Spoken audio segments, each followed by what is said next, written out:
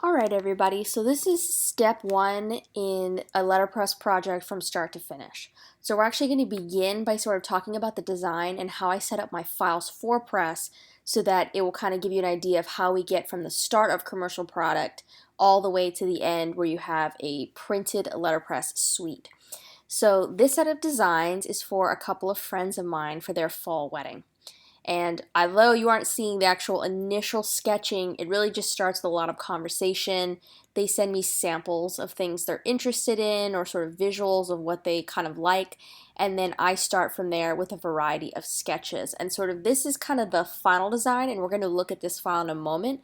But I also want to open up one of the previous files worth of sketches. So here's their invites, and then this is, I believe, the original sketches here.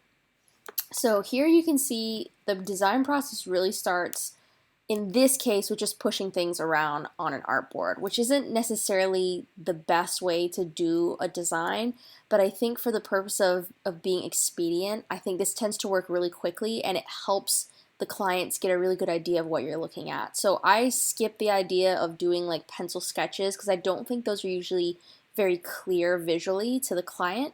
And I actually start by just kind of building some shapes or finding some like vector shapes and editing them and then playing around with the actual layouts. This actually makes it a lot quicker because I can show them different typefaces and kind of get a feel for what they like. So it's usually pretty quick where they'll say, I don't really like that, or I really like sort of the bold shapes, or I love the half tones in the image, and then I'm able to narrow down from there. So typically a client will get, 5 or 6 different options for the suite, and I'll walk through a couple different revisions. So the first thing is really getting the layout and the visuals. And you can see this was one of the earlier sketches that they ended up choosing. But down here we can see a couple different things. So do we want just leaves for this fall wedding invite? Do we want halftones? Do we want something sort of like vertical or a little playful on the sides with type centered? Or do we want to go with a vertical layout versus the original thought of the horizontal layout? And once we kind of have the layout down, I usually sort of talk a little bit about color and we try some different colors. That's only if the client doesn't already know exactly what colors they're going with, which in many cases there's already a wedding scheme that they've decided on. And in this case, that was already decided. So we're going to be doing navy and some form of orange. When I get to the actual printing, I'm going to narrow this down with them and send them a few different shades and allow them to select a Pantone that I will then mix to.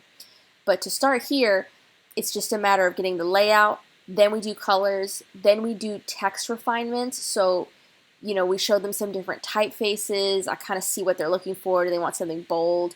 Do they want all caps or small caps in this case? Or do they want sentence case type? And in this situation, they actually really liked these two fonts here. Now, I use these a lot, and it's not just sort of out of laziness, but people really tend to respond to these two font families, I'm finding. So for our small caps, it's Allegria, and then for our cursive font or our calligraphic font, it's Lavendaria. And I'm going to be honest, generally, people prefer typefaces you've paid for, and this sounds kind of silly, but people who are really putting the effort into designing typefaces do it well. So sometimes a free typeface will work and you can find something, but a lot of time you're going to get something kind of silly looking.